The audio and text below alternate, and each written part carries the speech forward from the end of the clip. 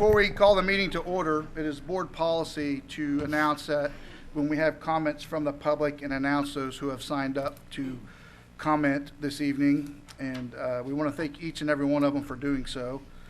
So tonight we will have comments from the public, 3 that will be speaking to an agenda item and 3 that will be speaking to a non-agenda item.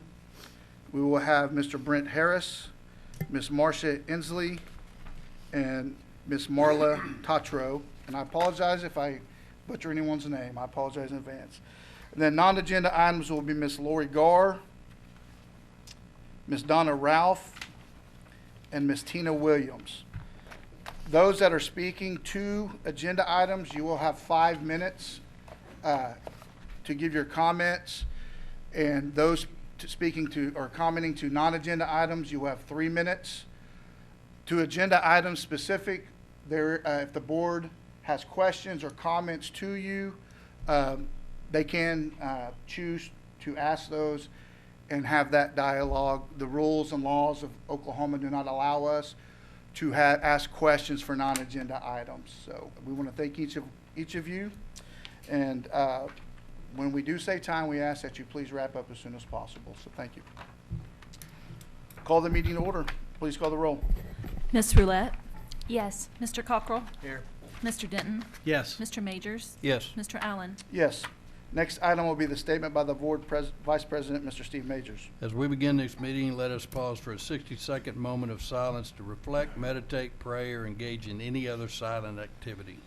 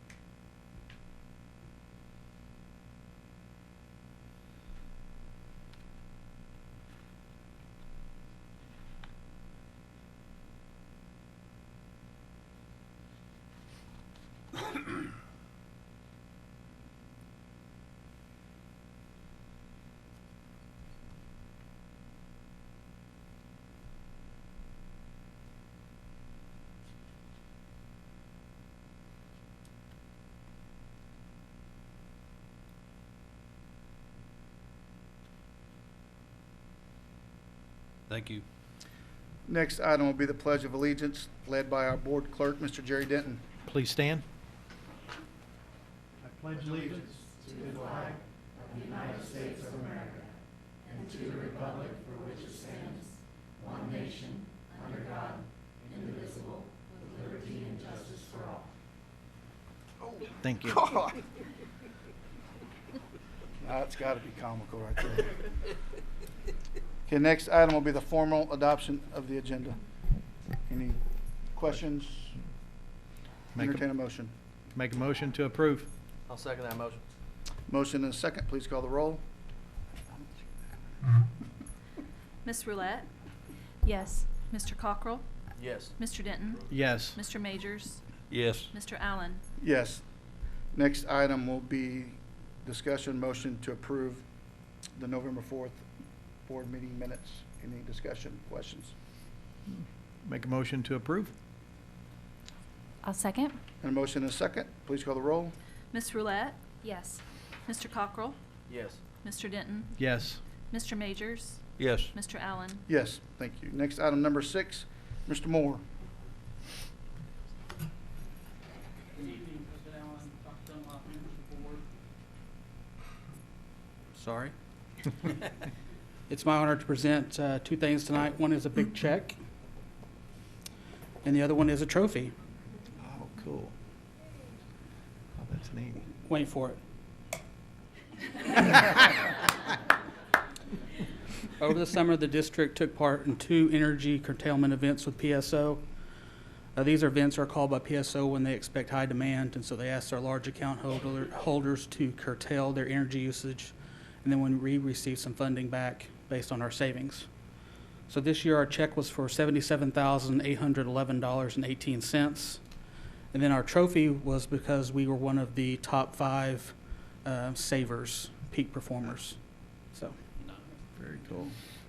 Congratulations.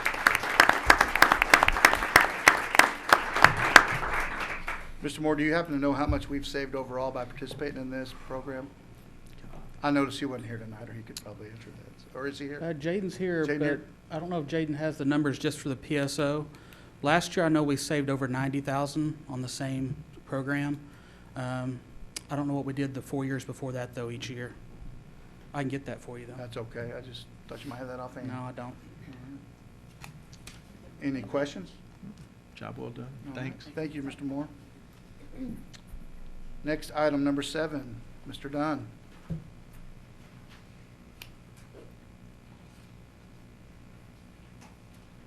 Good evening, President Allen, Dr. Dunlop, members of the board. Tonight it's my privilege to present this next item. At this time, I'd like to ask Mr. Terry Cupp of the Aero Group and Mrs. Barbara Neal with Commercial Risk Group to come up here and join me at the podium just real briefly for this special recognition. Recognition of the generous donation of $2,500 by the Aero Group and $2,500 by Commercial Risk Group to the Broken Arrow Wrestling Booster Club. This money is to be utilized in a number of ways that will impact and benefit the girls wrestling program. So we wanted to thank you guys, bring you up here and recognize you in front of our community to say thank you for your generous donation, and we are so grateful for that. So if you guys would help me thanking them for that. I'm also going to introduce our head girls wrestling coach, Coach Cassidy Jasperson. If you can come on up here, Coach.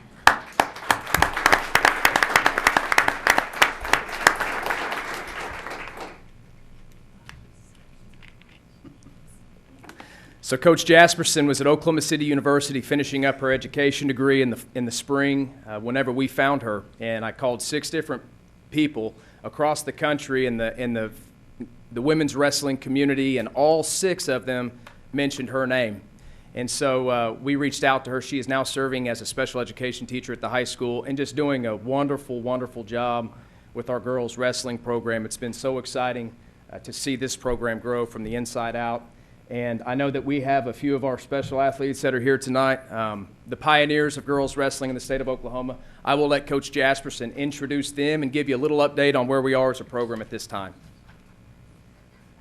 Thank you so much. That's it.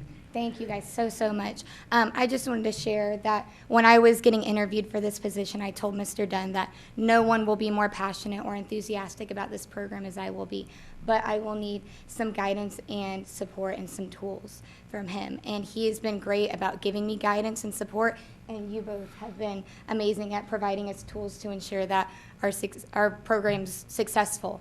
We have a very ambitious and challenging schedule ahead of us, and gifts such as these are what is going to help us get to those tournaments and ensure that our program is successful and it is growing. I did want to introduce some of my amazing leaders on the team. You guys want to walk up here? In front I have Kaisha Cathy. Behind her I have Allison Hines. And I have Miss Alexandria Cockrell and Miss Olivia Brown. Allison Hines, yep, they deserve that, yeah. Allison Hines right here is ranked number 8 in the nation right now, and Miss Olivia Brown is ranked number 1. Yeah. Yes. So once again, thank you so much. Gifts like these, it's amazing, and it's going to do incredible things for our new program. So thank you so much. Hey, Coach, quick question for you guys doing picture. How many women's programs are there in the state of Oklahoma? As far as high school, Yes. I mean, we're the first. There's a handful now with decent-sized teams, I will say. I would say maybe 10 by now. Ever since we started, there are about 10 with good-sized programs, but we were the first. We have about 40 girls right now who are actively wrestling and counting. Next semester, I expect at least 10 more to join us. So it's growing very fast, and Broken Arrow made the initiative and started that, so that's amazing. Great job, Coach. Go ahead, Jim.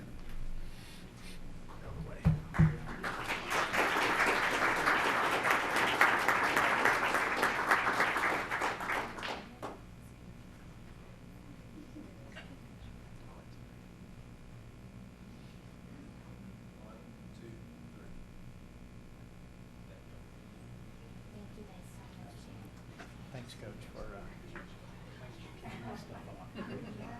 Great job, Coach. Is Ollie here? Need some help, please. Computer is not, it's acting. Mr. Cockrell.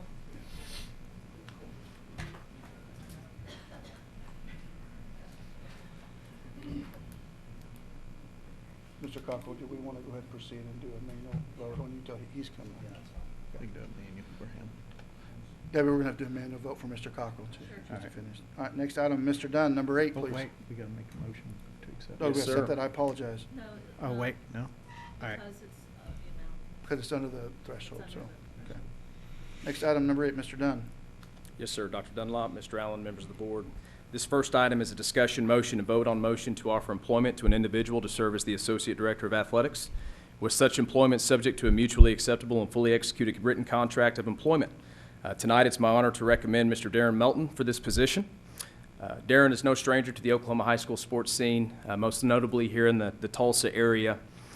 He's served in several school districts. He's worn many hats, most recently the last 17 and a half years at Lincoln Christian, right up the road, where he was the first head football coach in the history of the school, and was vital in the growth of the athletic department, getting it off the ground and running. As a football coach, he's been a part of 5 OSSA state championships and another 14 as an athletic administrator. But more than anything, he's been a classroom teacher. He's been a principal. He's been the head administrator of the school. He's been an athletic director, a head coach, and I'm sure he's cleaned the bathrooms and swept the classroom floors as well. So we're adding an outstanding person to the Broken Arrow community, and it's my honor and privilege to make the recommendation of Mr. Darren Melton for this position. Discussion, questions? Entertain a motion. Make a motion to approve? I'll second that motion. Motion is second. Please call the roll. Ms. Roulette, Yes. Mr. Cockrell, Yes. Mr. Denton, Yes. Mr. Majors, Yes. Mr. Allen. Yes.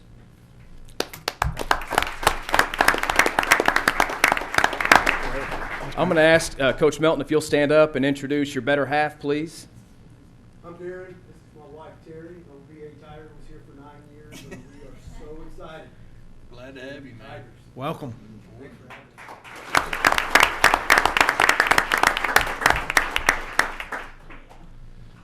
Welcome to the family. I'm so glad you're here. Welcome back. Next item, Mr. Dunn, number 9. Yes, sir. This next item is a discussion motion and vote on motion to offer employment to an individual to serve as the Assistant Director of Athletics, with such employment subject to a mutually acceptable and fully executed written contract of employment. I'm privileged to recommend Mrs. Amanda Snyder for this position. Amanda has been coaching since 2005 after being a student athlete at the University of Oklahoma for 4 years. She's a 5-time state champion pom coach and choreographer, and has served in the University of Tulsa Athletic Department for the past 12 years, most recently as its Director of Spirit Programs. We got this reference from the Senior Associate Director of Athletics for TU about Amanda. She will be a tremendous addition to the Broken Arrow School District and Tiger Athletics in particular. She's really elevated the Tulsa Spirit Program, but has been a key component in the development and organization of a number of community service projects for our student athletes. She is hardworking, energetic, and has an effervescent personality. Amanda will be a great role model for Broken Arrow students. She, her husband Zach, and Jackson will be greatly missed as a part of our family, but I know that they are a perfect fit for Broken Arrow. So tonight it's my honor and privilege to recommend Miss Amanda Snyder for this position. Questions or discussion? Entertain a motion. Make a motion to approve? I'll second that motion. Motion is second. Please call the roll. Ms. Roulette, Yes. Mr. Cockrell, Yes.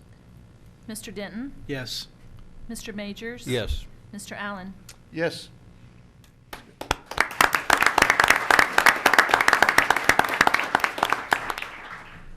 Amanda, if you could stand. This is Amanda Snyder. Her husband Zach and boy Jackson are at basketball practice tonight, which is in typical AD fashion. So it's kind of the life we live. Yes, I am honored to be here to be a part of the Tiger family. Thank you all so much for Dr. Dunlop. Thank you, Steve. You bet. I'm honored and privileged. Thank you. Thank you.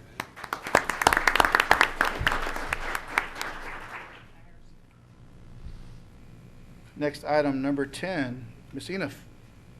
Good evening, President Allen, Dr. Dunlop, members of the board. It's my privilege tonight to present our 2018-2019 CAFR Comprehensive Annual Financial Report and annual audit that goes along with this.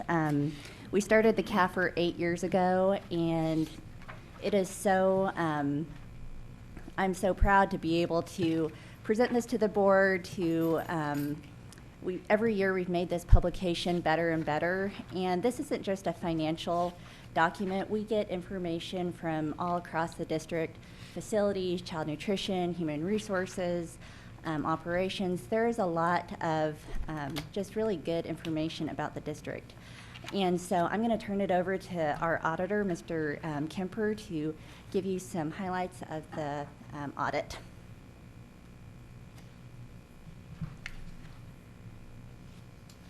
Good evening. My name's Michael Kemper. I'm one of the partners with Jenkins and Kemper. And I'm just going to go over the independent auditor's report and then briefly hit on part of the compliance supplement that's also included as far as federal program testing goes. So on pages 24 and 25 of the CAFR, this is the independent auditor's report. This outlines management's responsibility for financial statement presentation and then the auditor's responsibility for expressing an opinion on those financials. Down toward the bottom is the opinion on the financials, and it states that in our opinion, the financial statements referred to above present fairly in all material respects.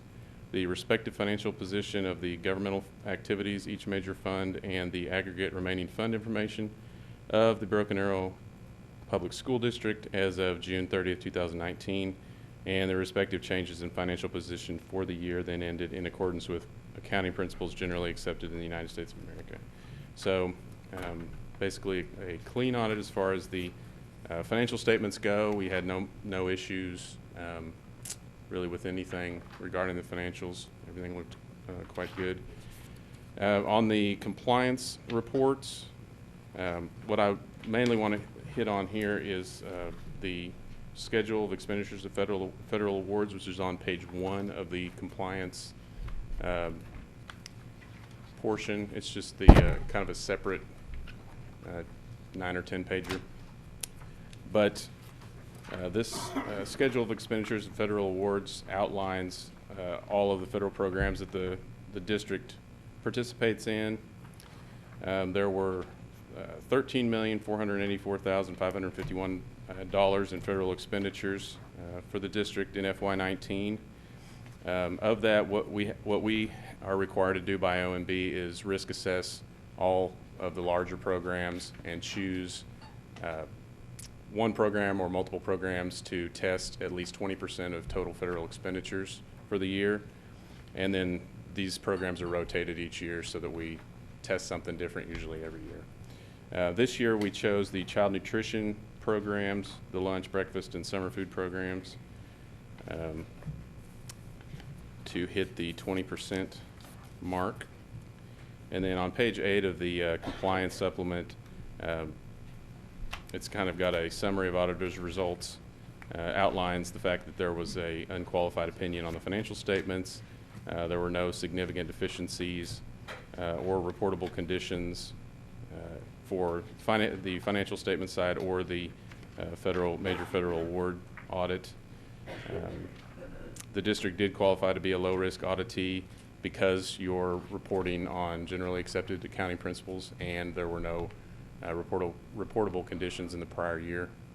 At the bottom of page 8, you can see on the financial statement side, there were no reportable conditions related to the financial statements this year.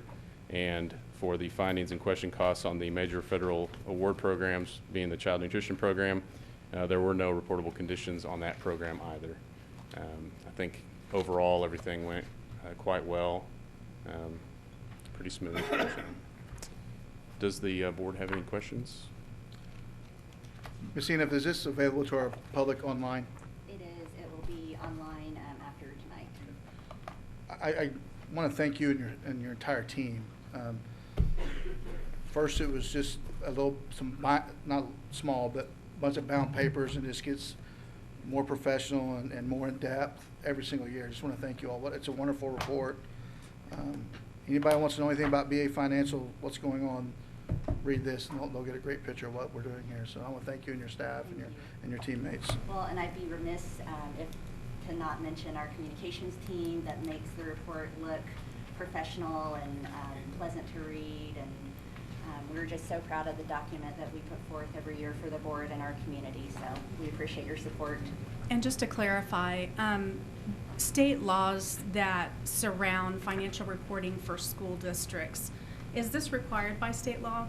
No, the annual audit is required, but we chose as a district about 8 years ago to do this extra step in financial reporting to be completely transparent and to provide additional information. And so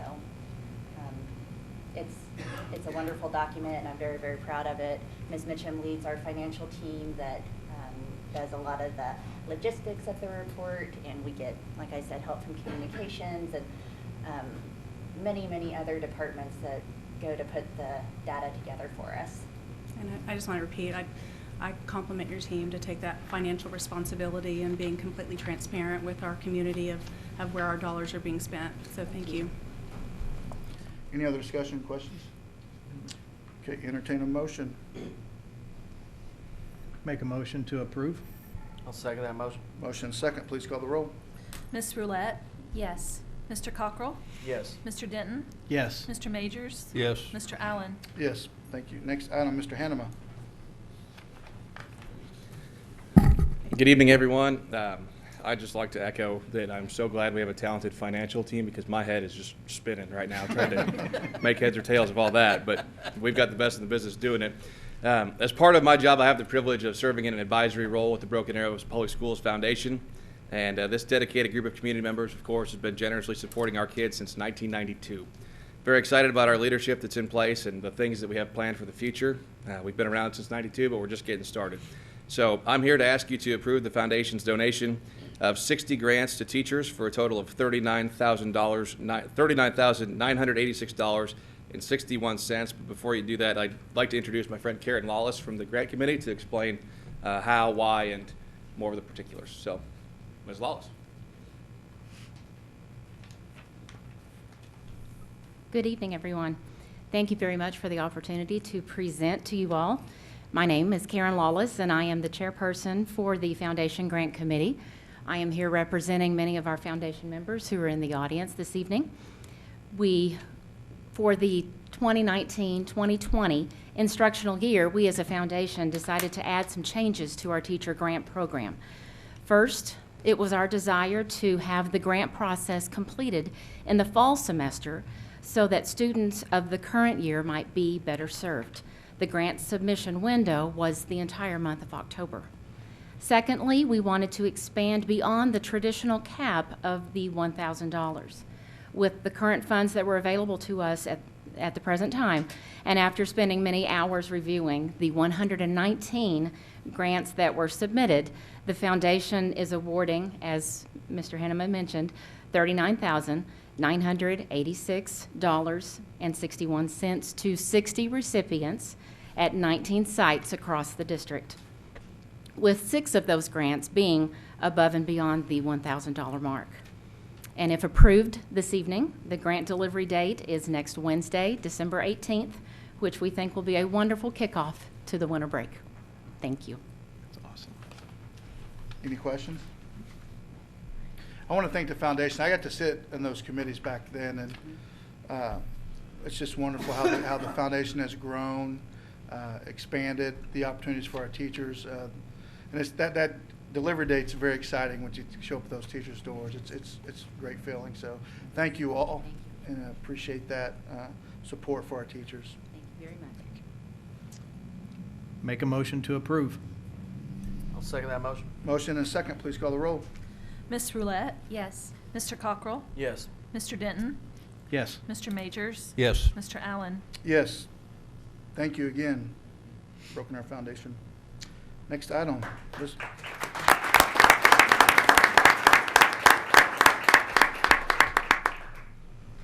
Ms. Bergwall? Good You're evening. up. President Allen, Dr. Dunlop, members of the board. As you know, I came before you last month and talked through our process that we've gone through with our long-range planning committee to arrive at new boundaries for the new school. So good problem to have. We're growing. We're opening a new elementary school this coming fall, and now we get to fill it. And what does that look like? So I have many of the members of the committee are here. If you're on the long-range planning committee, will you kind of wave so the board knows who you are? So we've got quite a few in the room. Thank you. But I'd like to start. Our wonderful AeroVision group has put together a video that speaks to the process. I'd like to go ahead and show you that video tonight and then turn it over to 3 of our members to present their recommendation to you.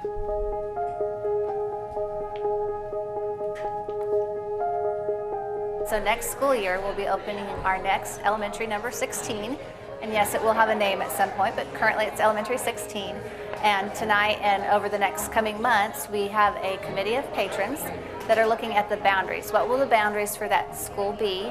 And how do we alleviate crowding or full schools in other areas of the district? So we've taken all those students, we've assigned a point on the map that represents each student based on where they live. So then by doing that, based on their grades, their program levels, we can take that, send it to the parents here to look at. They can take those numbers across all the different square miles and quadrants, and they can help evaluate that and decide what our boundaries are going to be based on the real data that is live on our systems today. I think the amount of data that they gave to us and what all goes into it, it's not just moving lines around. There's a lot of thought and work that goes into this process. The electronic maps have let us kind of play with different ideas, work different scenarios, try it. If it doesn't work, we kind of dial it back or change it up. Made it very easy. From what I understand, they used to do this with pens and pencils and paper. I can't imagine going through that process. I think the most important thing for me when we're doing this is to make sure the populations stay as equal as possible. So we don't have any schools that are busting at the seams, and then we have other schools that are low maybe in population. So I think as my group, as we're trying to do this, is really looking at the numbers and what the end population number is going to be at each of the schools. We know that it's emotional if your kid has to move schools, so we want our parents to be involved in that process because they are our community and they are the ones that have to make that decision in this case to say, where do these kids need to go to school and how do we keep the classrooms from being overcrowded? There's people in our group that made a map that did redistrict their kids. So we have to think about what's best for the district as a whole, maybe not what's just best for our individual family. You know, a lot of this, I'm sure, is done behind closed doors in other districts, and the parents never get a voice. And so I love the fact that we're getting to be part of the process and frankly understand more of all the variables that go into making a school district and why it is so complicated. It's very much worth it because it's the future. You know, it's our kids' future, it's the city's future. I really love the fact that the administration has invited so many parents to be part of it. It's been a really good experience.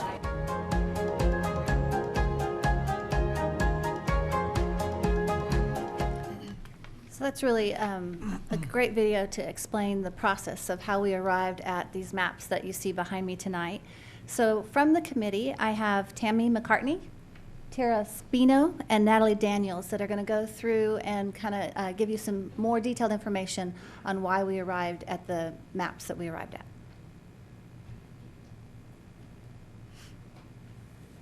Good evening. Thank you so much for having us. It's been a pleasure to serve on this long-range planning committee. My name is Tara Spino, and I currently have 3 children in the Broken Arrow School District. One is a 4th grader at Wolf Creek Elementary, one is a 6th grader at Oliver Middle School, and I have a freshman at the Freshman Academy. All of us on the long-range planning committee have children in the district. We represented each of the elementary schools and each of the middle schools. So our heart was in this, to find good solutions to our school boundary problem with having a new elementary school. Our first point of business was to come up with some priorities in drawing boundaries. Our first priority was to reduce the overcrowding in some of our existing schools. Our second was to move the fewest amount of students. And also, we wanted to keep neighborhoods together. We wanted kids who play together, to go to school together, to go home together, to keep that community feel. As a group, we kept all of these in mind as we built, changed, and challenged boundaries on maps. Our committee was given not only current data, but historical data as well, including elementary and middle school boundaries, middle school feeder patterns, student residential location broken down to quads and quads in quads, individual school site capacities, and current residential development locations. Along with this, we had access to a computer program that allowed us to play with boundaries and move things and see how it affected each school site. We took all of this information as a committee to propose the school boundaries that met the previously mentioned priorities. I'm happy to say that the recommended map was unanimously approved by the entire membership of the Long Range Planning Committee. Most of us on the Long Range Planning Committee have children who will be switching or changing schools. All of us will be affected by the changing of schools as friends and feeder patterns change. Luckily, these are Broken Arrow schools, and we Tigers have fantastic schools and a fantastic school district. So we are happy to recommend the map. My name is Tammy McCartney, and my children are both at Spring Creek.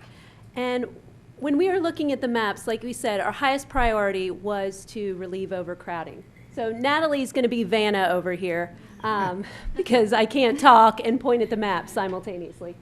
So our most crowded schools were Aspen Creek, Spring Creek, and Highland Park. So we focused on the southern part of the district, mostly because, one, the overcrowding was there. We have a lot of development going on, and that's one of the things I'm not sure Tiara mentioned, is we also had a predicted development map. So we were looking at current crowding, but also coming development. So we really tried to consider that when we looked at the boundaries of the districts. So we focused mostly on the south. We didn't want to move a whole lot of kids. And so you'll see, let's see, it's hard to look at the maps and talk to you at the same time. For example, Aspen Creek.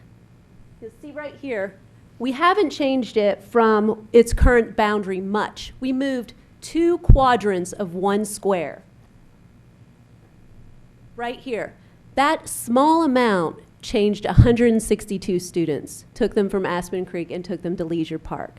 So when people ask, why did you move this area? Why did you move this quadrant? It's all about the numbers. You can take a look at our population density map here. You can see on the west side of the district is where our schools are concentrated and our population is concentrated. So we would have several schools very, very close together, and we'd say, well, this school has a large capacity available, this school is crowded, why don't we just move them? Well, it didn't turn out to be that easy because they're so close together and they're so dense. So my particular group, we went round and round and round and round about how we can make these numbers work. So when you think, why did they do that? It's the numbers. So let's see, let's also talk about Oakcrest, because that was another school that's changed dramatically. So you can see in the current map, their area goes far beyond where the school is. They were driving a pretty long distance to get over there. So that's one of the things we were thinking about when we changed Oakcrest there, is we wanted them to be closer to their school. And so down closer to the Spring Creek School area, that isn't quite as well achieved, but again, it's about the numbers. Spring Creek grew by 12% last year. We are bursting at the seams. My daughter has 29 in her kindergarten class. So we were really thinking about how we could relieve that from Spring Creek. So that's another area that changed. We moved some of that to Leisure Park. And so also along the lines of splitting neighborhoods, that's another area that we looked very closely at. It's just so densely populated right there. And so in our original proposal, that line was up and down. It was north and south. And again, we realized we split a neighborhood there. So we switched it so that we were making that more compatible with neighborhoods. So we changed Aspen Creek, Spring Creek, Highland Park, Oakcrest, and Leisure Park on this map. Now, we were considering 2 maps at the very end, and they were dramatically different in the number of children that they moved. This particular map moved 759 students versus the other map we were considering, which was 1,748 students changed. So let's talk about the middle school map. That's another thing. So again, we were looking to relieve overcrowding. Oliver was at 70% capacity, is right now. And so when we were talking about who would be going to the middle schools, originally it was Aspen Creek, Childers, and the new elementary, which is where all the new growth is. So that was putting all the biggest growing schools feeding to our smallest middle school. It wasn't going to work well, the numbers. So that is why you see Linwood and Aspen Creek have been switched. Linwood currently goes to Oliver, and they will be going to Childers with this new map. Again, why did we do that? Numbers. That relieves some of the crowding at Childers, our smallest middle school, and puts more students at Oliver, which had more capacity for growth.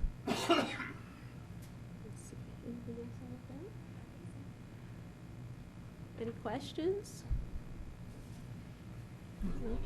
I'd just like to make a comment of that I greatly appreciate all the participation of parents, teachers, and everybody that was involved in this. That is such a tough task to do. And even being parents, when my kids were young, I went through a redistricting and I thought, oh my gosh, you know, it's such a big event. But you know what? Our kids were very resilient and very good about it, you know, getting used to the new school, and it was really uneventful. I know it's a huge thing, but I greatly appreciate all the explanation and how you all went through the process of trying to make it balance out. I'm just curious, how many maps did you start with the group? We had 7 maps. Okay, so you went from 7 down to 1? Mm-hmm. Okay. Yeah, I was thinking there was one that had like 3, was it? So it was really like 10 maps, I think, at one point. Okay. That's one thing. Can I just say, Sure. It was very hard. We had so much deliberation. And can we move this neighborhood here? Can we change this here? And it was always came back to the numbers because we didn't want anybody to have 29 kids in their kindergarten class. You know, we just tried so hard to make sure that nobody had crowded classrooms. Do we have any neighborhoods that are split? Because I know you said several times that we're trying to not split neighborhoods, and that is important because we want to try to keep our kids together that play together. Do we have any neighborhoods that are split? We have the mile section here that's split, but it's really different neighborhoods. Different neighborhoods. So I think we accomplished that, whereas before on the current map there are some neighborhoods there. Okay, so we eliminated that problem. Yeah. Okay. And we still don't have a true feeder pattern, in the fact that we worked really hard at seeing if we could get Timber Ridge, which is currently split between Sequoia and Oneida, all to go to Oneida or Sequoia, and the numbers are just too large. So we are leaving Timber Ridge's middle school the same, but then as you heard Tammy say, we're flipping Linwood and Aspen Creek between Oliver and Childers, but we'll have a true feeder other than Timber Ridge. We looked at whether or not we should keep, the reason they ended up at Childers, the new school ended up at Childers, is most of their population came from Oakcrest, Spring Creek, and Aspen Creek areas, and so it only made sense to keep them into Childers. And looking at middle schools and talking about programming, one of the things that we tried very hard, I know this is my 10th year here, is replication and programming. And we can say that as far as so fine arts, pre-engineering, we have replication of all programming in all 5 middle schools. Am I correct? Where's my instructional person? So we have all those programs in all middle schools. Yes, and we have at Sequoia and at Oneida, we do have black box theaters, but at Oliver and Childers, those 2 buildings are getting ready to get additions and facelifts to their areas. They're choosing to keep a different type of drama room, but still with a stage and still with that opportunity. All of the schools have dedicated fine arts spaces for orchestra, band, and choir. and then drama as well. I'd like to echo what Mr. Denton said and just thank you guys, everyone on the committee. I myself, Mr. Heaton, was on there with the pencils and colored pencils back in the day a few years ago. And it is a lot harder than people think. It's not drawing lines, and it gets emotional. And so thank you. Thank you for your time. I like to add to that too, because I sat in 3 of those now from the committees doing all the hard work, and it's never easy. It's very emotional, but the one thing that I always felt very comfortable and confident in, we're going to have a great school for our children to go to school at. We're going to have great teachers that are going to be inside that school teaching those kids, no matter where they're at in Broken Arrow. So it's a tough decision. It's inevitable that not everyone's going to get what they want out of this process, but thank you for all the hard work, because it is very, very difficult, I know. Yeah, I think it's pretty obvious. We all agree on that, so thank you. And it's a lot of hours, a lot of time, and appreciate your efforts. Thank you very much. Yes, they have put in a lot of work. So from here tonight, this is their recommendation, their first reading. As soon as we're done here tonight, it will go live on our website. All the maps will be posted. The article will be posted that explains, the video will be posted that explains, and there'll be a link on there for people to give public comments. We'll leave that public comment section open until the end of the year, so December 31st at midnight. Happy New Year, right? And we plan on having a virtual public forum on December 17th, where we will broadcast and answer a lot of those public questions that are asked in the public comments. Then as a committee, we'll come back together after the holidays and meet and review the public comments, and then our plan is to be back to you in January with our final recommendation and action taken to vote in the new boundaries so that enrollment can start for early childhood the following month. Cool. Thank you. Any more Thank you. questions? Thank you. Okay, next item will be comments from the public. Again, just a reminder, the first speakers will be speaking to agenda items. You'll have 5 minutes. So, and we will wait till you get to the microphone, Mr. Harris, so we won't start the clock on you early. Mr. Brent Harris will be first speaker speaking comments to the public.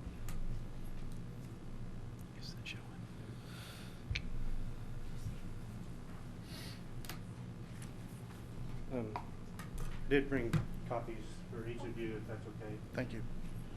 I think I had enough. Go ahead when you're ready. Good evening, President Allen, Dr. Dunlop, members of the board, and audience tonight. My name is Brent Harris. I'm the father of 3 young kids, 9, 7, and 4, all in Broken Arrow Public Schools. And I'm here tonight with a group of parents who have been informed of these large and highly impactful changes that the group just discussed with us. Most specifically, the elementary and middle school boundaries that are going to be happening next year. Our group of families lives in grid 524, most specifically Blue Springs, Blue Ridge, and Whispering Ridge housing additions. And we currently go to Highland Park Elementary and Oneida Ridge Middle School. And we understand that the boundary changes being proposed are to help balance numbers and keep schools from going over capacity, and that our grid could be changing and feeding going to the new elementary school being built by NSU and also Childers Middle School next year. I'm thankful to be here tonight to speak on behalf of the group of parents and family members who have put together a presentation that we will feel warrants your consideration and will aid in your efforts to determine not only the best but the safest rezoning of the school zones. Our proposal places an emphasis on student safety and illustrates how the student body count of grid 524 has a minimal impact to student-to-school ratios. I would like to address with you tonight our concerns regarding the additional distance our students and parents could now be required to travel both to and from the proposed schools and the increased transportation safety risk directly correlated to the increase in that distance. At this time, a commute to Childers Middle School from our neighborhood would result in a minimum of 6,000 additional miles per year to and from the school, which increases the travel over 175% from our current commute today. The transportation adjustments involved in any possible number of boundary changes between Highland Park and Oneida Ridge to Childers Middle School for us will require the crossing and/or travel of 3 major highways: Highway 51, the Muskogee Turnpike, and the Creek Turnpike, and also as well as an active train track to get from our neighborhoods to the proposed schools. Any combination of the new routes required to access the schools will be more dangerous, not only because of the extreme increase in distance, but also due to current conditions of the roads and infrastructure. When not traveling the highway or turnpike, most roads are 2-lane county roads with narrow lanes, no shoulders, deep bar ditches, large potholes, and narrow and outdated bridges. Combine this challenging infrastructure with the large neighborhood developments that are currently that the city and the county are permitting, and you will find the commute for our children on our bus route would be at best close to or even over an hour each way for our kids, who will likely be at the furthest end of any bus route chosen. Currently, by our estimations, the longest commute in the school district is about 9 miles at about 16 minutes. If our kids are forced to attend Childers Middle School, we estimate this commute becomes twice the distance and triple the time. The extreme risk to the buses, the driver, and the children to travel such extreme distances on very challenging roads with constant pressure to make on-time deliveries of our students over such a distance seems quite astronomical. We feel confident all of us in this room and beyond can agree and understand the safety risk of traveling across such great distance was not the intention of rezoning, but could very well be our reality with the proposals being made. It is our proposal to keep the current feed of Section 524 going to Highland Park and Oneida Ridge Middle School by making the Muskogee Turnpike the southeastern border of this zone. And I've shown that in the map that I've given in the handout, which would again eliminate the traveling across the highway, the turnpikes, and the railroad tracks, thus reducing numerous unwanted safety hazards related to transportation. Using the turnpike as a boundary also creates minimal quantitative impact to the desired outcome of the rezoning effort. As mentioned in the opening, Mr. Harris, please. Okay, pertaining to the numbers of Section 524, we are roughly about 25 elementary students and 5 middle school students who reside in that section. This results in about less than 3% of elementary schools and less than 1% of middle school students in our zone. So the last thing I'd like to say is, to us, the value gained by forcing our small number of children to change schools does not justify the 175% increase in transportation, nor does it anywhere near justify the inevitable increase in the transportation safety hazards and risks that we have discussed with you today. It has been my privilege to be able to address you this evening, and we sincerely thank you in advance for your consideration. Thank you, Mr. Harris. Any comments, questions? Thank you, Mr. Harris. Thank you. Thank you. Next person, Ms. Marcia Inslee. Did I say that correct, ma'am? Okay.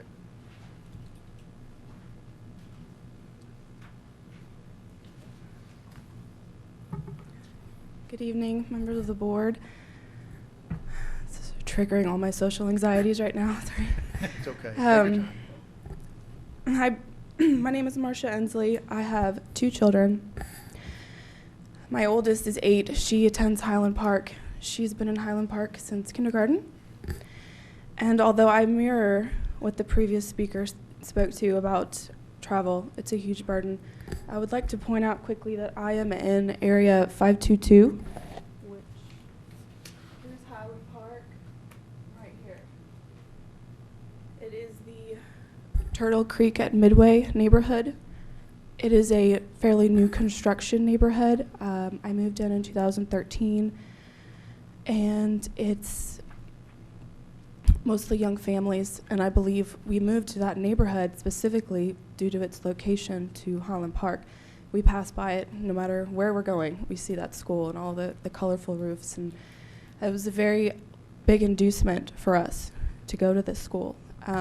I know that, and I do appreciate the hard work that the parents did to come up with this map, but I'm very unhappy with how it worked out when they go south of 91st.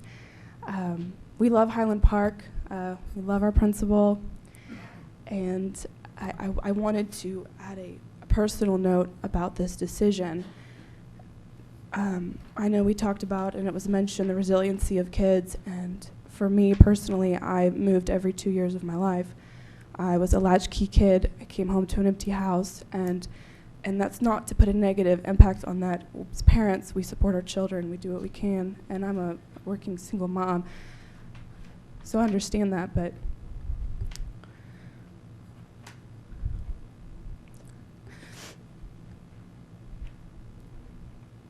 I wanted something different for my kids. So for me, I felt very strongly.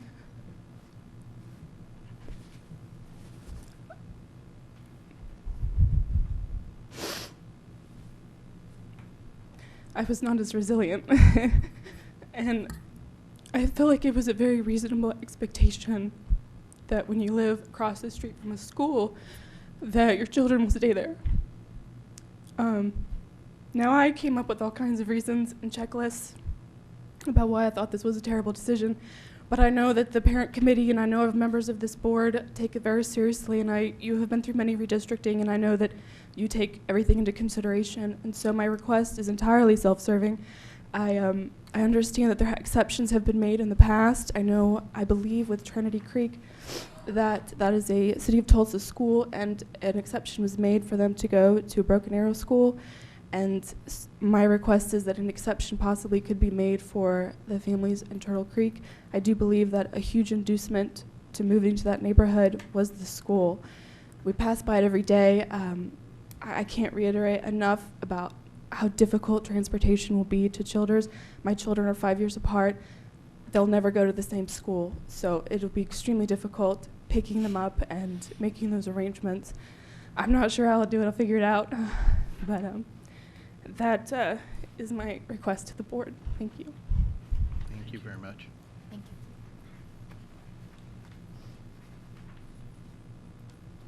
you. Next speaker will be Ms. Marla Tatro. Is that correct? Tatro? Okay, sorry about that.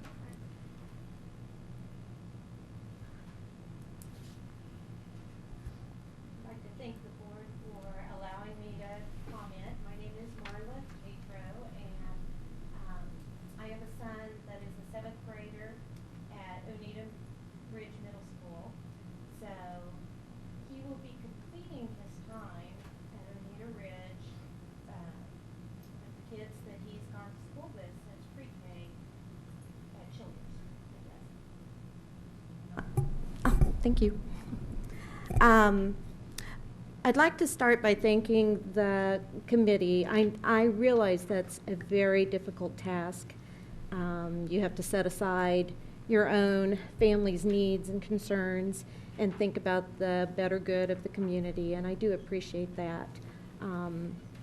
My son was one of the first to start at Highland Park. Actually, it was the second year. So we, as a family, we sat in on many of the planning open forums, open to the public, and we were able to ask questions and make comments. We felt very much connected with the committee and that our concerns were being addressed and taken under advisement. I would like to say that I did not feel the same transparency with this redistricting and shuffling. And I wondered if that is going to be the process going forward. I know that, you know, parents do represent each of the schools, and I do appreciate that. But there was really, I didn't feel there was any, you know, public involvement, or that we were even aware of what was going on until it was kind of announced. And that was my comment. So thank you. Thank you. Any questions? Thank you very much. Thank you.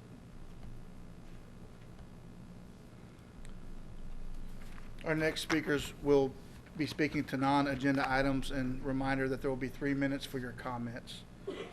Ms. Lori Garr will be our speaker.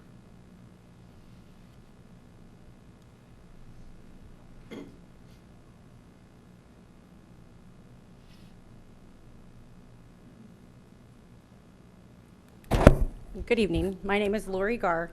I am a mother of a little boy who is blind, autistic, and he's nonverbal.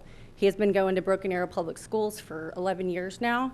I want to first thank the district for an awesome job you guys do with these special kids. These little kiddos are blessings to us, and without your services, we couldn't be the parents we are.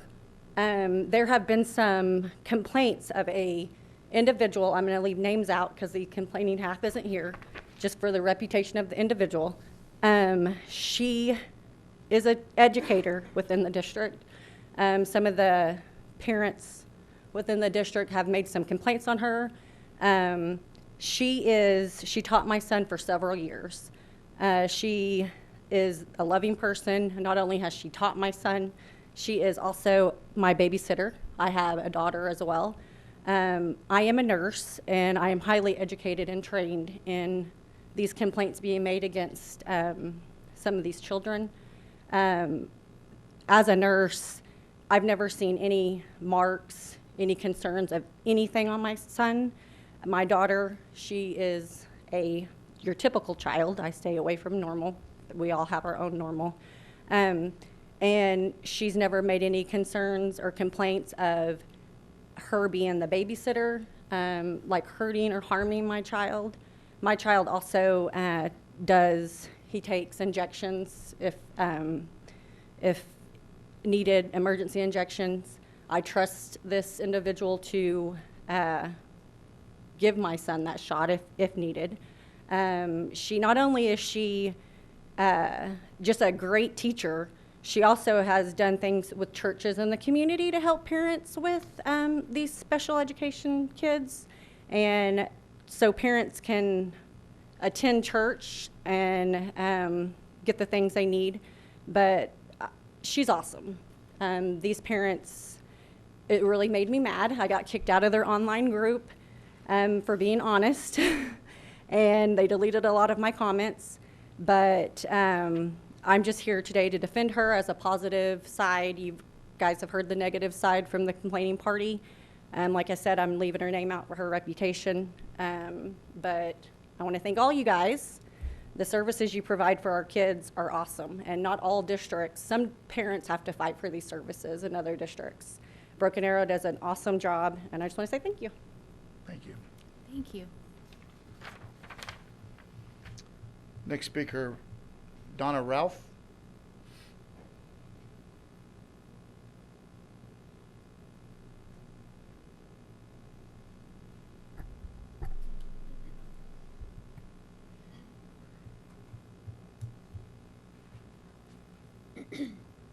Good evening. I just want to thank you all for the opportunity to speak with you all. I as well am here concerning the special education program. I have two sons that are on the spectrum. So I have a 7-year-old and a 6-year-old in the Broken Arrow schools. I as well was part of hearing negative comments from other mothers that I disagree with. My sons started with the 3-year-old program, and one's in 2nd grade, one's in kindergarten. So I have seen firsthand the progress they have all made. I've seen a lot of their friends that have been in the same classes progressing. My older son, when he started, was not talking at all, totally nonverbal. He wouldn't drink out of a straw. There are just all kinds of examples of things that he couldn't do. And he's been with the same teacher for 3 years now. And I feel incredibly blessed because she has taught him so incredibly much. And so, you know, hearing other parents' complaints that I believe are unfounded was very disheartening. And I also was upset because of the names being thrown around. And I brought a picture for you to see, if you want to pass this down. This is this morning, being dropped off at school. Just want to show how happy he looks. He loves his teacher. He loves going to school. Both of my boys do. There's just, I can't say enough good things about the special education programs in Broken Arrow. So I just wanted to make sure that you all were aware that there are supportive parents as well. And I am afraid that, you know, if this were to continue and the certain parents were to keep vocalizing their thoughts, such as that, that we may end up losing some really good teachers. And that would be very unfortunate for Broken Arrow. Thank you very much. Thank you.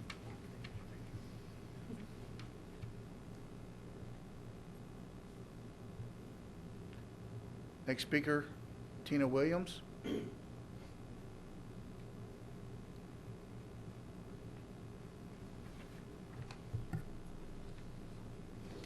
I came prepared because I knew I'd get nervous. I am also here on behalf of the special education services that Broken Arrow School Districts offer. My son started actually whenever he was 3 years old in pre-K in the special education services, and it was amazing the impact that it has made on him.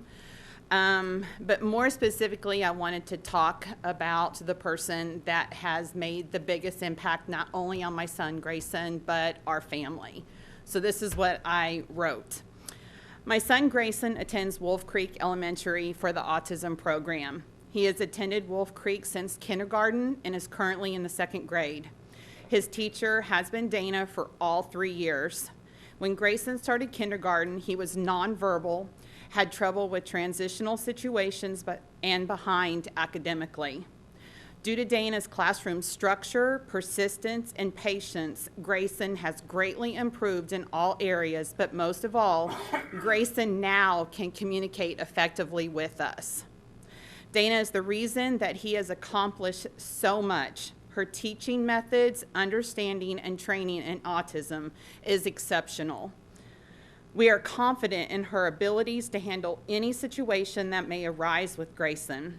As a family, our lives have changed forever because of her, and we are so grateful. She has given us guidance, ideas, and advice to help Grayson thrive in this hard world of autism. I've learned over the past 3 years that Dana wants what every parent wants, is the best for our children. Dana is an amazing teacher. She is caring, genuine, passionate, and kind. Dana is one of the best human beings you will ever meet. Thank you. Thank you. Okay, that's going to end our public comments section of the agenda, and I want to thank every speaker for taking the time out to come speak and make their comments to the board and public. We greatly appreciate those. Next item will be the consent agenda item 15 through 47. Hang on. I'll second that Sorry. Motion. Didn't have my mic on. Got a motion and a second. Please call the roll. I'm not going to get to the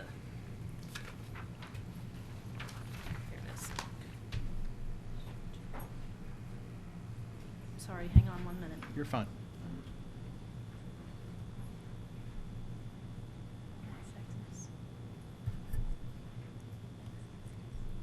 There we go. Okay, so you made the motion, Jerry. Yep. And Mr. Cockrell Mr. made Cockrell, the, second. Seconded. Sorry about that. That's okay. Ms. Roulette? Yes. Mr. Cockrell? Yes. Mr. Denton? Yes. Mr. Majors? Yes. Mr. Allen? Yes. Thank you. Next, item 48, Ms. Kearns. Good evening.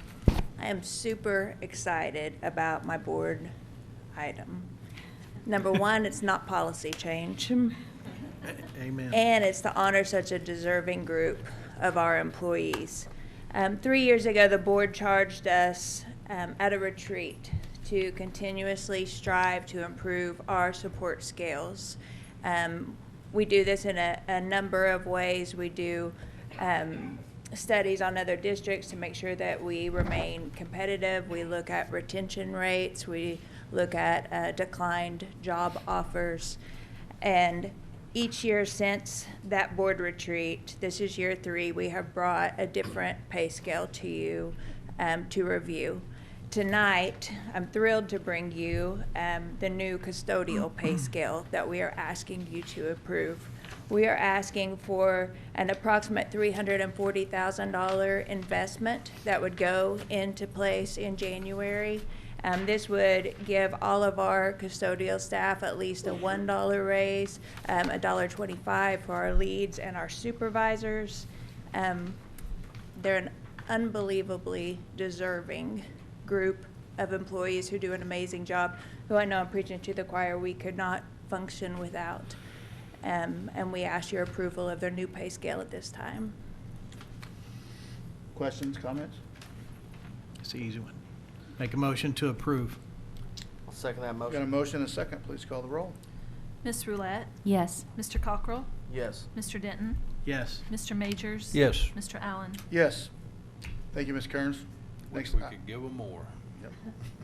I do want to say one thing. I'm proud to serve on a board that's committed to doing what's right for all the people that are employed in Broken Arrow. I'm so proud to be able to serve alongside a board that's willing to do that. So, next item, Ms. James. Sorry. President Allen, Dr. Dunlop, and the board, I'd like to present for your approval an agreement between us and HMH. It is for Mass Solution, which is a professional learning program for our teachers. It's professional development and in the classroom coaching. They have had 2 different rate increase hikes for the last 2 years. They grandfathered us in, but they are now agreeing. They're making another hike, and they are saying they're guaranteeing us for the next 2 years the original price. So this is just an agreement from them with us stating that they will not increase the cost as we continue to use them in the future. Okay. Discussion, questions? Make a motion to approve. Second that motion. Motion and second. Please call the roll. Ms. Roulette? Yes. Mr. Cockrell? Yes. Mr. Denton? Yes. Mr. Majors? Yes. Mr. Allen? Yes. Thank you, Ms. James. Next item, Ms. Enoff. Good evening again. Financial reports through the end of November. This time of year is always a little bit nerve-wracking in the finance office because our cash is getting a little low as we're waiting for our ad valorem dollars to come in. You see that second column from the left doesn't reflect much, and so I'm constantly going to our treasurer to say, are we good on cash? And she assures us that we are, and I know we are going to be fine until January, but you know, I think this is a really important point to remind our board and our audience that cash flow in a school district is so very important because we are living off that ending fund balance until we get our tax collection dollars in January. The other really important thing that happens in January for us is our midterm adjustment from the State Department. And our initial allocation was $57 million and some change, and you know, a couple things determine what our adjustment will be, how well the economy of the state is doing, what our actual October enrollment numbers ended up to be. So That is also something that we are looking forward to in January. Everything else for general fund, as far as our collections, are coming in as projected. Building fund, you can see, again, ad valorem is very important to building fund as well. Our local collections this year look a little abnormal because of the insurance claim that we experienced with the May storm that did a lot of damage at our athletic facilities. So we're front-loaded some insurance dollars to get those repairs underway. And child nutrition, that fund is also much like general fund. She gets a lot of her claims in second semester. And you can see our expenses are tracking along as predicted for salaries and benefits and other items. And our ending fund balance, as reported in the estimate of needs, as a little over $15 million. And you heard earlier from our auditor, and so this really wraps up the end of our financial reporting for the 18-19 school year. Nice Right. job. Any questions? Thank you. Okay, thank you, Ms. Enoff. Next, item 51. My last item is to ask the board to accept an amendment to the estimate of needs audit that was presented to you all in September. We did receive a minor change in valuation from Tulsa County that subsequently changed our millage rate. In September, you all approved a millage of 31.58. This change in valuation actually decreased it to 31.57. And so it's very important that we are on the same page with the assessor's office and the county clerk's office to accept this change. Questions, discussion? Make a motion to approve. Second that motion. Motion and second, please call the roll. Ms. Roulette, Yes. Mr. Cockrell, Yes. Mr. Denton, Yes. Mr. Majors, Yes. Mr. Allen. Yes. Thank you. Next item, new business. We have none. Next item 53 will be to adjourn. Make a motion to adjourn. I'll second. Motion and second, please call the roll. Ms. Roulette, Yes. Mr. Cockrell, Yes. Mr. Denton, Yes. Mr. Majors, Yes. Mr. Allen. Yes, thank you.